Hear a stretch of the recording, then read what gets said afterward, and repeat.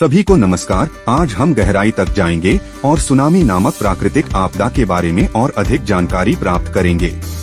तो सुनामी क्या है और यह कैसे उत्पन्न होती है, चलो पता करते हैं।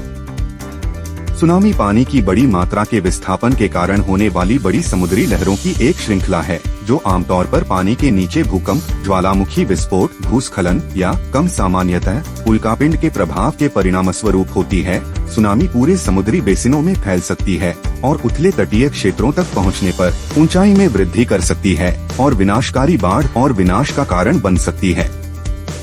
यहाँ बताया गया है कि विभिन्न घटनाओं के कारण सुनामी कैसे उत्पन्न होती है। एक, पानी के अंदर के भूकंप। सुनामी का सबसे आम कारण पानी के अंदर के भूकंप हैं, विशेष रूप से वे जो सबडक्शन जोन में आते हैं, जहां टेक्टोनिक प्लेटें मिलती हैं।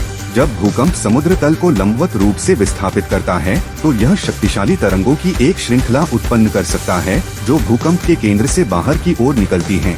ये लहरें समुद्र में तेज गति से चलती हैं, अक्सर दूर के तटों तक पहुँचती हैं।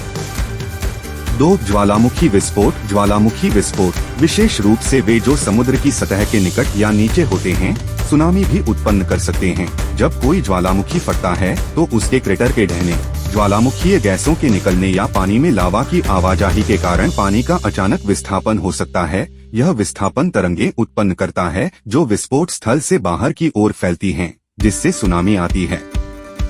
3, भूस्खलन। बड़े पानी के भीतर भूस्खलन, जैसे कि तटीय चट्टानों या ज्वालामुखीय ढलानों के ढहने से होने वाले भूस्खलन, भारी मात्रा में पानी को विस्थापित कर सकते हैं और सुनामी उत्पन्न कर सकते हैं। ये भूस्खलन भूकंपीय गतिविधि, ज्वालामुखी विस्फोट या अन्य भूवैज्ञानिक प्रक्रियाओं के कारण हो सकते हैं। पानी में मलबे के तेजी से आने से लहरें पैदा होती हैं, जो समुद्र में फैलती हैं, जो संभावित रूप से भूस्खलन स्थल से दूर तटरेखाओं को प्रभावित करती हैं।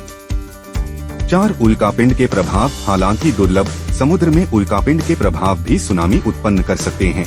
जब कोई उल्कापिंड पर्याप्त बल के साथ पानी की सतह से टकराता है, तो यह भारी मात्रा में पानी को विस्थापित कर देता है, जिससे लहरें पैदा होती हैं, जो प्रभाव स्थल से बाहर की ओर फैलती हैं।